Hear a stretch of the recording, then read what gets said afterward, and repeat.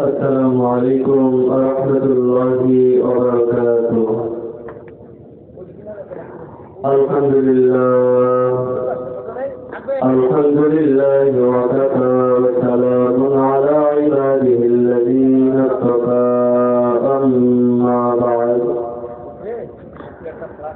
أعوذ بالله من الشيطان الرجيم.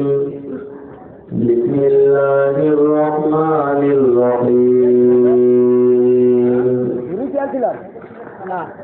يا أيها الذين آمنوا اتقوا الله وكونوا مع الصادقين. صدق الله المولانا العظيم. وقال رسول الله صلى الله تعالى عليه وسلم: ألا إن في الجسد مضغة وإذا صلحت صلح الجسد كله وإذا فسدت فسد الجسد كله على وحي القلب، أو كما قال عليه الصلاة والسلام. محترم मुकर्रम सदर जलसा हजरत उलमाए किराम, मुअज्जज हाजिरीन अजीज तलबा, अल्लाह रब्बुल इज्जत दरबारे बहुत बड़े एहसान एवं मेहरबानी যে আল্লাহ পাক রব্বুল আলামিন আমাকে এবং আপনাকে আমাদের সকলকে এই দুনিয়ার হাজারো মানুষ থেকে যাচাই বাছাই করে আজকে এই দ্বীনি মজলিসে আসার বছর তৌফিক দান করেছেন। আমার প্রিয় বন্ধু,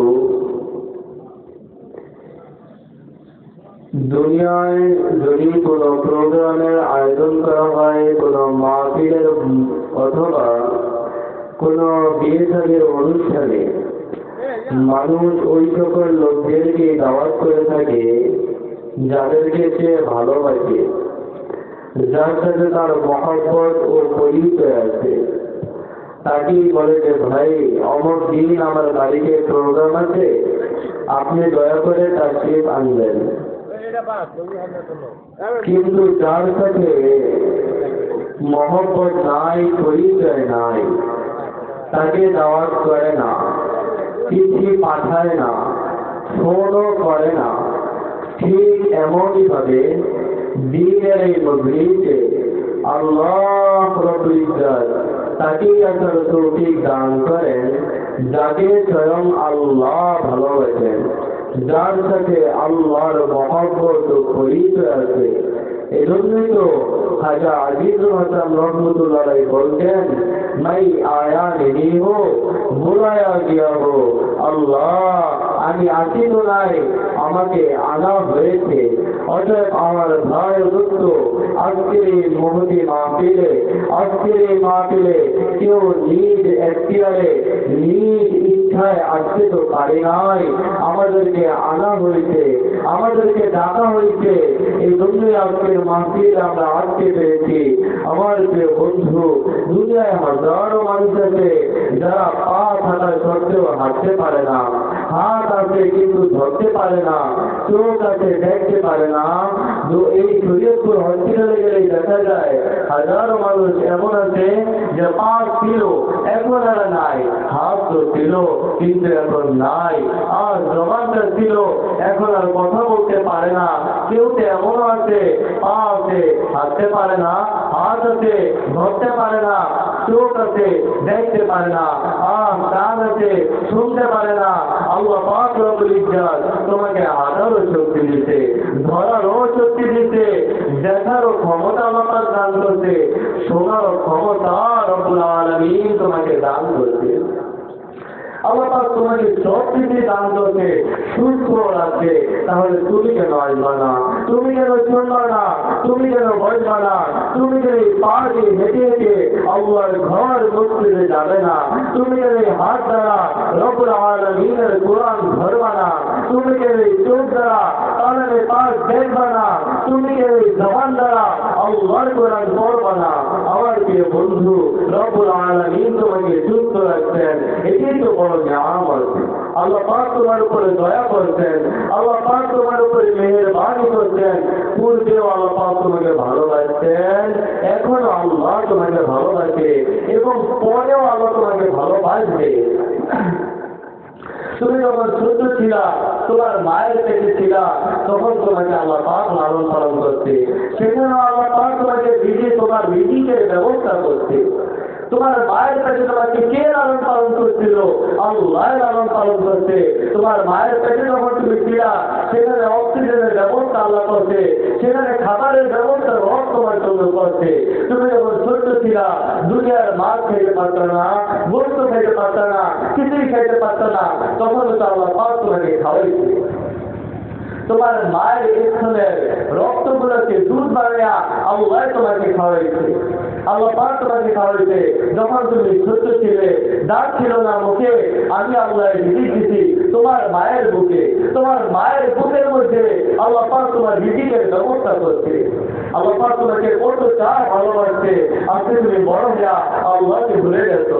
যখন তোমার কেউ ছিল না, তখন ছিলাম আমি, আজ তোমার সব হয়েছে, পর হয়েছি আমি। আবার যখন তোমার কেউ থাকবে না, তখন আমি আল্লাহ তোমার থাকবো। এই কবরে তোমার মা তোমার কাজে আসবে না, কবরে তোমার বাবা থাকবে না, কবরে তোমার বড় ভাই থাকবে না, কবরে আত্মীয় স্বজন কেউ যাবে না।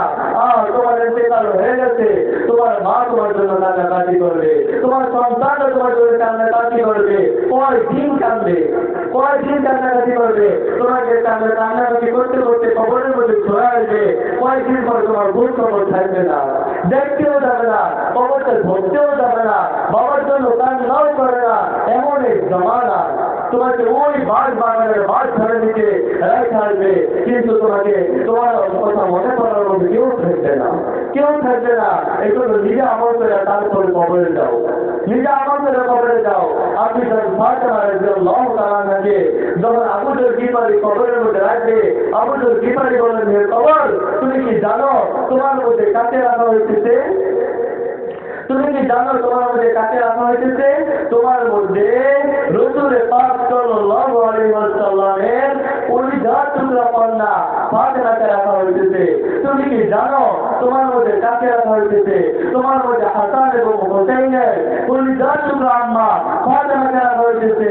অতএব তুমি তার সাথে খারাপ ব্যবহার করবে না। হে কবর, তুমি কি জানো তোমার মধ্যে কাকে রাখা হয়েছে? তোমার মধ্যে হযরত আলী রাদিয়াল্লাহু তাআলা আনহু স্ত্রী ফাতেমাকে রাখা হয়েছে। অতএব তুমি তার সাথে খারাপ ব্যবহার করবে না।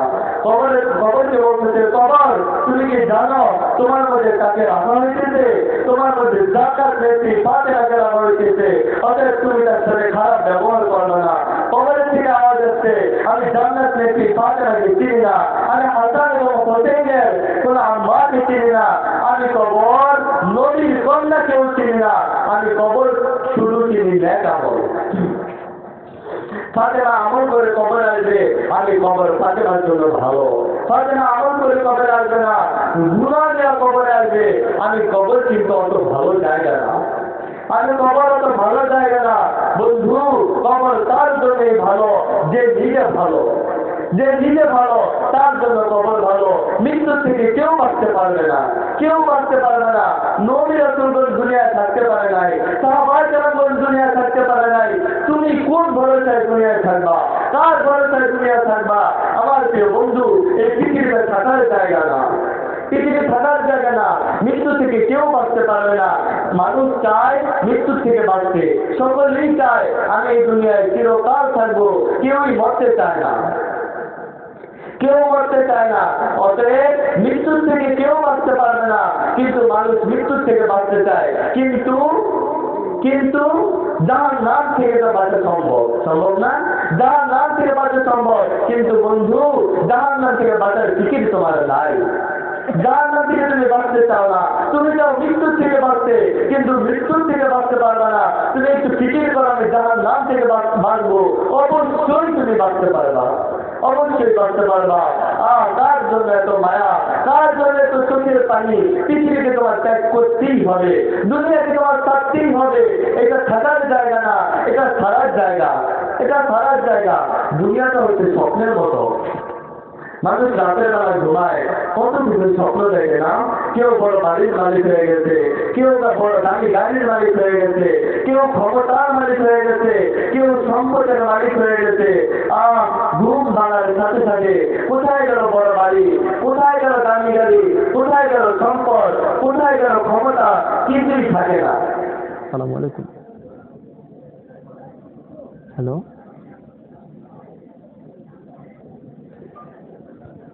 ঘুম ভাঙার সাথে সাথে বাড়িও থাকে না, গাড়িও থাকে না, সম্পদও থাকে না, ক্ষমতাও থাকে না। তার পাঁচটা বাচ্চা রিক্সা নিয়ে বের হতে হয়। ঘুমও ভেঙে গেছে, স্বপ্নও ভেঙে গেছে। আমার কেউ বন্ধু ঠিক তদ্রু এই পৃথিবীতে কেউ বড় বাড়ির মালিক হয়, কেউ দামি গাড়ির মালিক হয়, কেউ ক্ষমতার মালিক হয়, কেউ সম্পদের মালিক হয়। নিঃশ্বাসটা বন্ধ হওয়ার সাথে সাথে বড় বাড়িও থাকে না, দামি গাড়িও থাকে না, আর সম্পদও থাকে না, ক্ষমতাও থাকে না, বাহাদুরের বাহাদুরিও থাকে না, প্রধানমন্ত্রীর চেয়ারও থাকে না, আর এমপি সাহেবের ক্ষমতাও থাকে না, কার কোনো ক্ষমতা থাকে না, চেয়ারম্যানের চেয়ার থাকে না, মেম্বারের দাপট থাকে না, কিছুই থাকে না। নিঃশ্বাসটা বন্ধ হয়ে যাওয়ার সাথে সাথে সব ক্ষমতা ধরে চাপ হয়ে যায়, সব বাড়ি চলে যায়, দামি গাড়িও চলে যায়, কিছুই থাকবে না।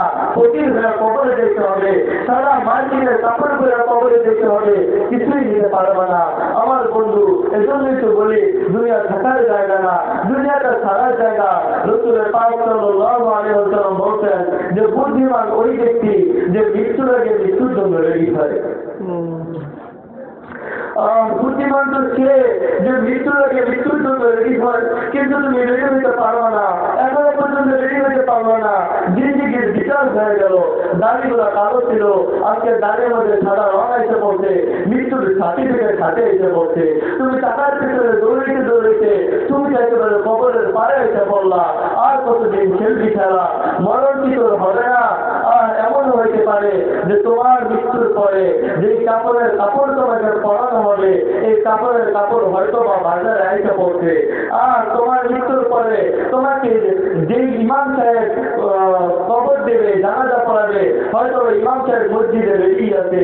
আজকে বললে ওরা কোথাও খোঁজার জন্য বাজারে যাওয়া লাগে না, ওরা কোথাও রেডি আছে, মসজিদের খাট মসজিদে রেডি আছে। মহিলা দেখো মুহূর্তের মধ্যে খাট তোমার বাড়িতে এসে পড়বে, মহিলা দেখো বাচ্চাদের বাদ তোমার বাড়িতে এসে পড়বে, সবকিছু রেডি আছে।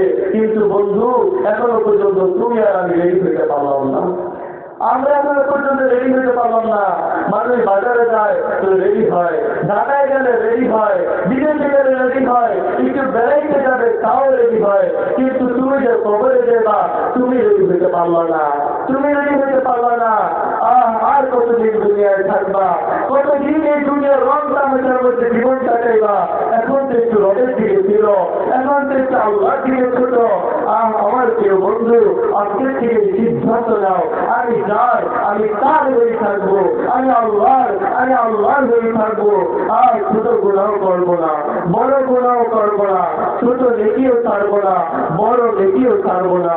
যদি গুনাহ হয়ে যায় সাথে সাথে তওবা করবো, ইস্তিগফার করবো, রবকে রাজি খুশি করে তারপরে কবরে যাবো, তারপরে কবরে যাব। আমার বন্ধু যদি রেডি না হয়ে তারপরে কবরে যাও, রেডি না হয়ে যদি কবরে যাও, ওই কবর কিন্তু তোমার জন্য ভালো জায়গা না, কবর তোমার জন্য ভালো জায়গা না। মৃত্যু থেকে বাঁচতে চাও, পারবা না। দুটি আজমিরা কসল করে জোর, দুটি আজমিরা কসল করে জোর, একে আবেদানা জীবন থাকে গোর। দুইটা জিনিস সবসময় মানুষকে রাখতেই থাকে, দুইটা জিনিস সবসময় মানুষকে রাখতে থাকে। একটা হচ্ছে রিজিক, আরেকটা হচ্ছে মৌত। এই দুইটা জিনিস সব সময় মানুষকে রাখতে থাকে। বেশি দিন দুনিয়ায় থাকতে পারবে না, বেশি দিন দুনিয়ায় থাকতে পারবে না। এখন তো একটু রেডি হও, এখন তো একটু ফিকির করো। বাচ্চা হারুন রশিদের নাম আমরা শুনছি না? এই বাচ্চা হারুন রশিদের জমানায় এক আল্লাহর জওয়ান ছিল, নাম ছিল তার বেহলুল, নাম ছিল বেহলুল। তো লোকেরা তাকে মজা করে বলতো দানা বেহলুল, বুদ্ধিমান বেহলুল। তো বাচ্চা হারুন রশিদ কি করতো, মাঝে মাঝে এই বেহলুলকে নিয়ে মজা করতো, গল্প করতো। তো একবার এই বেহলুলকে বাচ্চা হারুন রশিদ মজা করে একটা ছোট একটা লাঠি অথবা একটা ছুরি অথবা একটা লাঠি দিয়ে বলছিল যে বেহলুল, এই ছুরিটা অথবা লাঠিটা তোমার কাছে রাখো। তুমি যদি কোনোদিন তোমার থেকে বোকা কাউকে পাও, তোমার থেকে কম বুদ্ধিওয়ালা কাউকে পাও, তাহলে এই লাঠিটা তাকে দিয়ে দিবা। মানে বাচ্চা বুঝাইতে চাইলেন যে তোমার থেকে কম বুদ্ধিওয়ালা কেউ পৃথিবীতে নাই, তোমার মতো বোকা কেউ নাই। তুমি টাকা চিনো না, তুমি ক্ষমতা চিনো না, তুমি সম্পদ চিনো না, তোমার মতো বোকা কে আছে? তোমার মতো বোকা কে আছে? কেউ লাঠিটা দিয়ে বাচ্চা বুঝাইতে চাইলেন যে তুমি সবচেয়ে বড় বোকা। তো এর কয়েকদিন পরে বাচ্চা হারুন রশিদ অসুস্থ হয়ে গেলে রাজ্যের সকলে বাচ্চাকে দেখতে আসে। তো বেঙ্গলও আসছে, বেঙ্গলও বাচ্চাকে দেখতে আসলেন। তো বলতেছিলাম যে বাচ্চা হারুন রশিদ অসুস্থ হয়ে গেলে রাজ্যের সকলে এই বাচ্চাকে দেখতে আসে।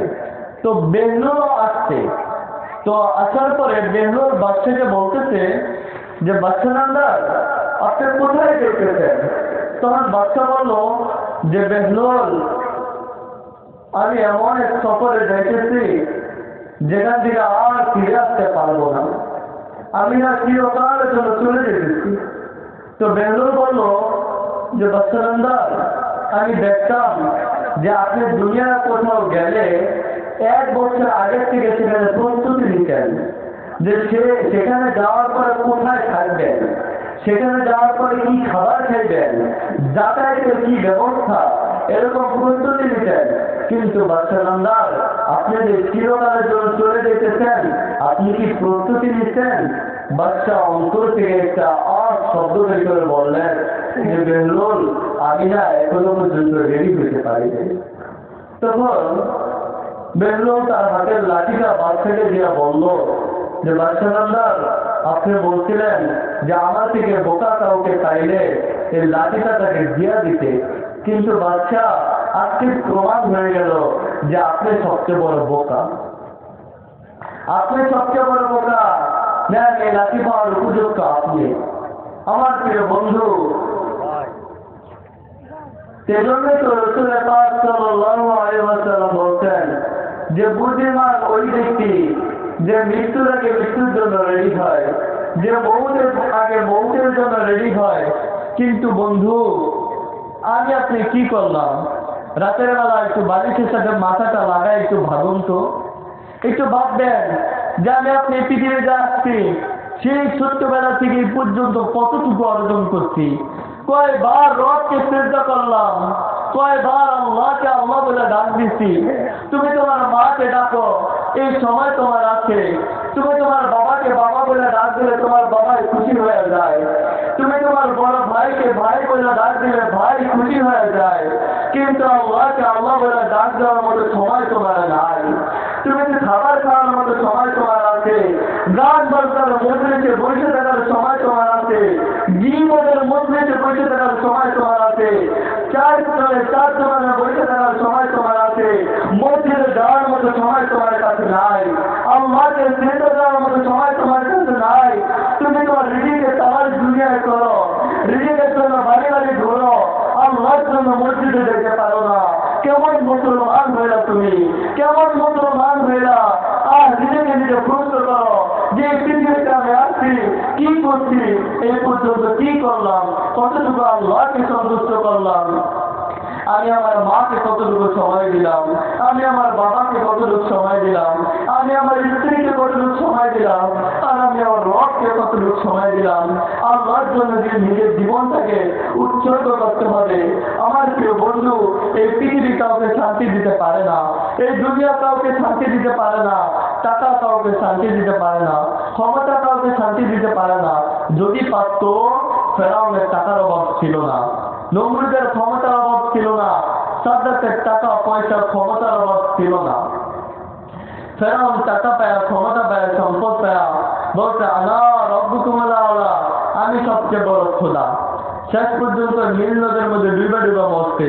নমরুদের টাকার অভাব ছিল না, ক্ষমতার অভাব ছিল না, সম্পদের অভাব ছিল না। নমরুদ টাকা পায়া, ক্ষমতা পায়া, সম্পদ পায়া বলছে আনা রব্বুকুমুল আ'লা, আমি সবচেয়ে বড় খোদা। শেষ পর্যন্ত জুতার বাড়ি খায়া তারপরে দুনিয়ার জমিন থেকে গেছে। বন্ধু, সাদ্দাতের টাকার অভাব ছিল না, ক্ষমতার অভাব ছিল না, সম্পদের অভাব ছিল না। সাদ্দাত টাকা পায়া, ক্ষমতা পায়া, সম্পদ পায়া আল্লাহর কাছে টক্কর দিতে বলছে আমি আপনাদের মালিকের জান্নাতে যাব না। সাদ্দাত নিজের জান্নাত নিজেই তৈরি করছে। যখন জান্নাতের মধ্যে ঢুকবে তো মালাকুল মউত আজরাইল এসে উপস্থিত হয়ে গেছে। আজরাইল এসে উপস্থিত হয়ে গেছে। আমার ভাই, তো টাকা পয়সা ক্ষমতা কাউকে শান্তি দিতে পারে না। যদি শান্তি দিতে পারতো সেটাও শান্তিতে থাকতো। টাকা ক্ষমতা সম্পদ যদি কাউকে শান্তি দিতে পারতো নমরুদ শান্তিতে থাকতো। ক্ষমতা যদি কাউকে শান্তি দিতে পারতো সাদ্দাত শান্তিতে থাকতো। এই জন্য টাকা ক্ষমতা পয়সা কাউকে শান্তি দিতে পারে না। শান্তি কোথায় আছে? আল্লাহ পাক বলেন আমার কাছ থেকে শোনো, শান্তি কোথায় আছে? বিজিল্লাহি তাতমাইন্নুল কুলুব, ওযু করো, দুইটা রাকাত নামাজ পড়ো, সিজদার মধ্যে লুটিয়ে পড়ো, আগে আল্লাহর কাছে দুইটা হাত উঠায়া কান্নাকাটি করো, দোয়া মুনাজাত করো, এর মধ্যেই শান্তি। আল্লাহ, এর মধ্যেই শান্তি। আমার ভাই, আজকে আমরা শান্তি খুঁজি টাকার মধ্যে, বুঝি না। আজকে আমরা শান্তি খুঁজি ক্ষমতার মধ্যে, জানি না। আজকে আমরা শান্তি খুঁজি টাকা পয়সা ক্ষমতা সম্পদের মধ্যে, সেখানে শান্তি নাই। কিছুই জানি না, কিছুই বুঝি না। একজন টাকাওয়ালাকে জিজ্ঞাসা করেন আপনি কেমন শান্তিতে আছেন? মেম্বার সাহেবকে জিজ্ঞেস করেন আপনি তো সমাজের মেম্বার, আপনি কেমন শান্তিতে আছেন? সে বলবে মেম্বার হয়ে কি কোনো শান্তি? চেয়ারম্যান সাহেব বলে শান্তিতে আছে। চেয়ারম্যান যদি হইতে পারতাম তাহলে শান্তিতে থাকতে পারতাম। চেয়ারম্যান সাহেবকে জিজ্ঞাসা করেন যে আপনি তো সমাজের চেয়ারম্যান, অভিভাবক, আপনি কেমন শান্তিতে আছেন? এমপির কথা শুনতে শুনতে জীবন শেষ, আমি শান্তিতে নাই। যদি কেউ শান্তিতে থাকে তাহলে এমপি সাহেব শান্তিতে আছে। এমপিকে জিজ্ঞেস করেন আপনি এমপি সাহেব কেমন শান্তিতে আছেন? মন্ত্রীর কথা শুনতে শুনতে জীবন শেষ, এমপি হয়ে কি কোনো শান্তি? যদি মন্ত্রী হতে পারতাম তাহলে শান্তিতে থাকতে পারতাম। মন্ত্রীকে জিজ্ঞেস করেন আপনি কেমন শান্তিতে আছেন? মন্ত্রী বলবে প্রধানমন্ত্রী হয়ে পারে শান্তিতে থাকতে পারতাম। প্রধানমন্ত্রী বলবে যদি উন্নত রাষ্ট্রের প্রধানমন্ত্রী হইতে পারতাম তাহলে বলে শান্তিতে থাকতে পারতাম। আমার ভাই, আল্লাহর কসম, উন্নত রাষ্ট্রের প্রধানমন্ত্রীও শান্তিতে নাই। শান্তি কোথায় আছে? আল্লাহ পাক বলছেন আলা বিযিল্লাহি তাতমাইন্নুল কুলুব, ওযু করো, দুই রাকাত নামাজ পড়ো, সিজদার মধ্যে লুটিয়ে পড়ো, আগে আল্লাহর কাছে কান্নাকাটি করো, এর মধ্যেই শান্তি, এর মধ্যেই শান্তি। আমার প্রিয় বন্ধু, একটু রবের দিকে ফিরো। এখন তো ফিকির করো, একটু খেয়াল তো করো। ভাই, তুমি যাচ্ছ কোথায় আর তাকাচ্ছ কোথায়? হ্যাঁ, তুমি যাচ্ছ কোথায় আর তাকাচ্ছ কোথায়? তুমি যাচ্ছ কবরে আর তাকাচ্ছ দুনিয়ার দিকে। ওই কবর তোমাকে শান্তি দিবে না। আজকে তুমি বলবা যে আমারটা আমি খাই, আমারটা আমি খাই, আমি আমারটা তা করবো। তুমি তোমারটা খাও। আমার বাবা আমাকে রুটি করে খাওয়ায়, আমার ভাই আমাকে রুটি করে খাওয়ায়, আমার সন্তান আমাকে রুটি করে খাওয়ায়। তোমার বাবা যে তোমাকে রুটি করে খাওয়ায়, তোমার ভাই যে তোমাকে রুটি করে খাওয়ায়, তোমার সন্তান যে তোমাকে রুটি করে খাওয়ায়, এদেরকে রুটি করার শক্তি কে দিচ্ছে? আল্লাহ দিচ্ছে। আল্লাহ কি পারতো না তোমার বাবাকে প্যারালাইজের রোগী বানায় হাসপাতালে শোয়া রাখতে? আল্লাহ কি পারতো না তোমার বড় ভাইকে হাসপাতালে শোয়া রাখতে? আল্লাহ কি পারতো না তোমার মহিলাদের তোমাদের স্বামীদেরকে আল্লাহ পাক পঙ্গু বানায় হাসপাতালে শোয়া রাখতে? অবশ্যই পারতো, কিন্তু আল্লাহ পাক এমনটা করেন নাই। আল্লাহ পাক সুস্থ রেখা রুগী করার শক্তি দিতে, যার কারণে তোমাদেরকে ইনকাম করে খাওয়াইতেছে। তুমি কি মনে করো তারা নিজ নিজ ক্ষমতায় রুগী করে? না। আপনি বলবেন লাউয়ের গাছ আমি লাগাইছি, শসার গাছ আমি লাগাইছি, ধানের বীজ আমি বপন করছি, আমারটা আমি খাই, তোমারটা তুমি খাও। একটু ফিকির করেন, একটু খেয়াল করেন, এই যে মাটি, এই মাটির কত ক্ষমতা আপনি জানেন? এই মাটিতে প্রতিদিন লক্ষ লক্ষ মানুষ খেয়া ফেলাইতেছে। এই যে মানুষগুলো যে দাফন করি আমরা, এই মানুষগুলো কি করে? মাটিতে খেয়া ফেলায় না? তো এই মাটিতে প্রতিদিন লক্ষ লক্ষ মানুষ খাইতেছে। আমরা যে ঘরের মধ্যে ক্যারাম দিই, ক্যারাম বলি না আমরা, ক্যারাম দিই কি জন্য? কাঠ মাটিতে খেয়া ফেলায়, এই জন্যই তো কাঠ মাটিতে খেয়া ফেলায়। এই মাটিকে আল্লাহ পাক এতটা ক্ষমতা দান করছেন।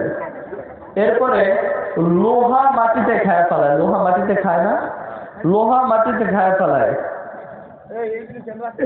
মানুষের চুল, এই যে মানুষের চুল আছে না, এই চুলগুলো বাতের মধ্যে যদি থাকে, চাউলের মধ্যে, এই চাউলটা গরমের তাপে ভাত হয়ে যায়, কিন্তু চুল চুলই থাকে। এই চুলটাও মাটিতে খেয়ে ফেলায় না? মহিলাদেরকে দাফন করার পরে, এদের মাটি খোঁড়ার পরে কেউ মহিলাদের চুলের গোছা পাইছে? পায় নাই। চুল মাটিতে খেয়ে ফেলায়। এরপরে বৃদ্ধ মানুষের দাঁত পাকার উপরে রাখা হাতু দিয়া বাড়িতে দেখবেন ভাঙবো না, দোষ দিব, এত শক্ত। এই শক্ত দাঁতটাও মাটিতে খেয়ে ফেলায়। আচ্ছা একটু বলেন তো, এই মাটিতে কি পারে না সামান্য একটা লাউয়ের বীজ খেতে? নরম লাউয়ের বীজ, যে মাটিতে লোহা খেয়া ফেলায়, এই মাটিতে নরম একটা লাউয়ের বীজ খেতে পারে না? এই মাটিতে নরম একটা শসার বীজ খেতে পারে না? এই মাটিতে ধানের বীজ খেতে পারে না? অবশ্যই পারে। কে খাইতে দেয় না? আল্লাহ খাইতে দেয় না।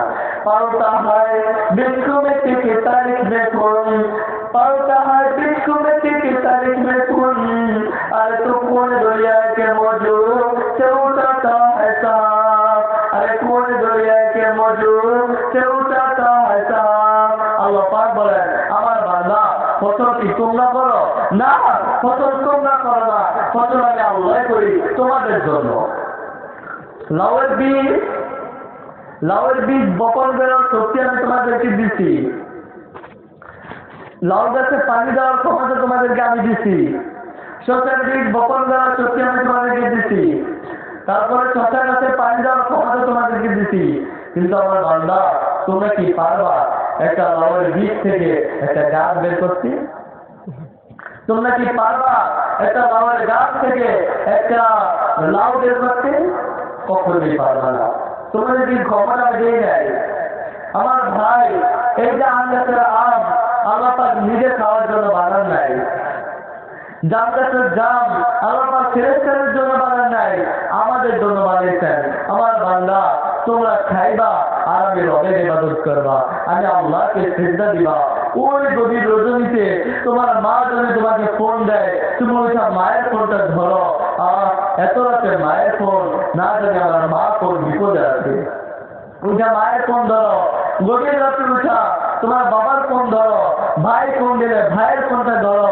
কিন্তু এই যে গভীর রজনীতে আল্লাহ পাক রব্বুল ইজ্জত যে মুয়াজ্জিনের কণ্ঠে তোমাদেরকে কল দেয় ফজরের সময়, ওই আল্লাহর পরে কলটা কয়দিন ধরছিলাম, আল্লাহর পর কয়দিন ধরছিলাম।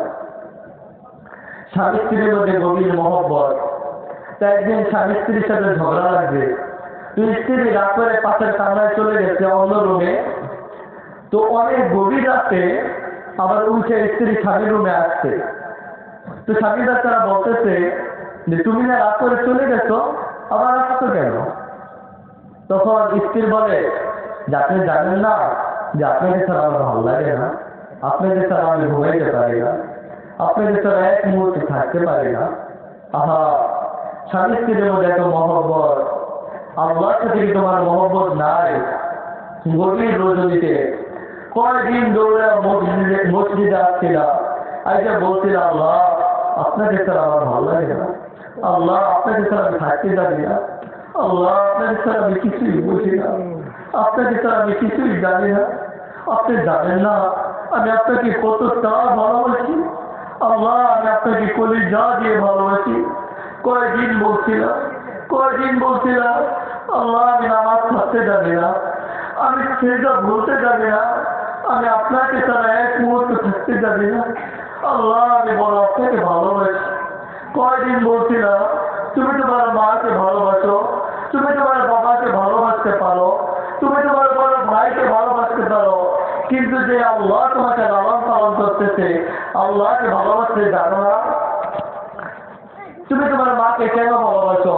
তোমার মা তোমাকে জন্ম দিচ্ছে, তোমার মা তোমাকে লালন পালন করে বড় করছে, তোমার মা তোমাকে খাওয়াইছে, এই জন্যই তো ভালোবাসো। আল্লাহ পাক বলেন আমার বান্দা তুমি কি জানো তোমার মা তোমাকে কেন ভালোবাসে?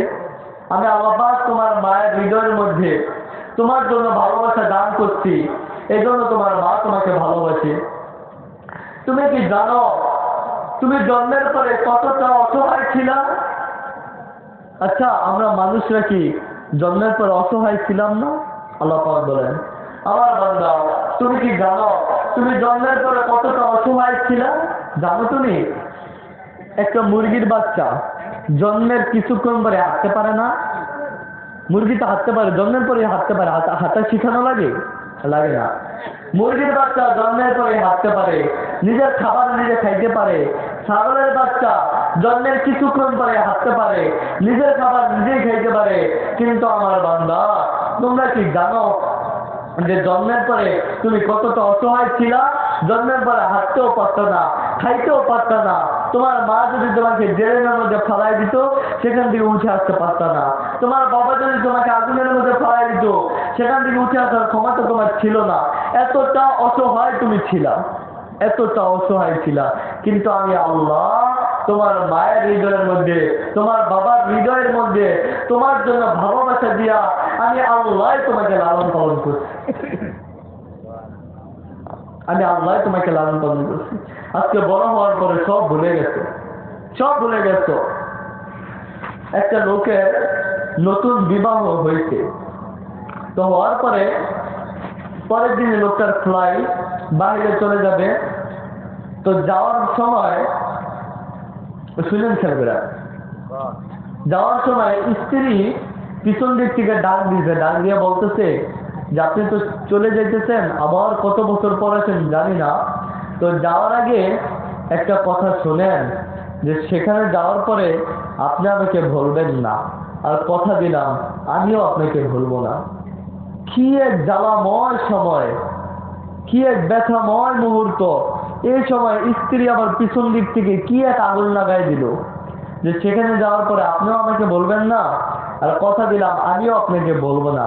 ঠিক তদ্রুপ সেই রূহের জগতে আল্লাহ পাক আমাদেরকে বলছিল আলাস্তু বিরব্বিকুম, আমি কি তোমাদের প্রভু লাগি না? আমি কি তোমাদের রব লাগি না? আমি কি তোমাদের আল্লাহ লাগি না? তখন আমরাও এক বাক্যে জবাব দিছিলাম কলু বালা, আল্লাহ নিশ্চয়ই আপনি আমাদের রব লাগেন, নিশ্চয়ই আপনি আমাদের প্রভু লাগেন। আল্লাহ পাক বলছিলেন আমি যদি তোমাদের প্রভু লাগি, আমি তোমাদেরকে বলতেছি শোনো, তোমাদেরকে আমি দুনিয়ায় পাঠাবো, কিন্তু সেখানে যাওয়ার পরে তুমিও আমাকে ভুলবা না, আর আমি আল্লাহ কথা দিলাম আমিও তোমাদেরকে ভুলবো না। সুবহানাল্লাহ, কি এক আগুন আল্লাহ পাক পিছন দিক থেকে লাগাই দিল। আমার বান্দা দুনিয়ায় যাওয়ার পরে তোমরাও আমাকে ভুলবা না, আর কথা দিলাম আমি আল্লাহ তোমাদেরকে ভুলবো না। এজন্য আমার প্রিয় বন্ধু কথা একটাই যে আমরা পৃথিবীতে থাকতে পারবো না, ঠিক না? মানুষ হাসপাতালে যায়, বাঁচতে যায় না মরতে যায়? বাঁচতে যায়, কিন্তু সেখানে যাওয়ার পরে মরে না, হাসপাতাল মরে বেশি তো বাঁচতে মরলো কি জন্য?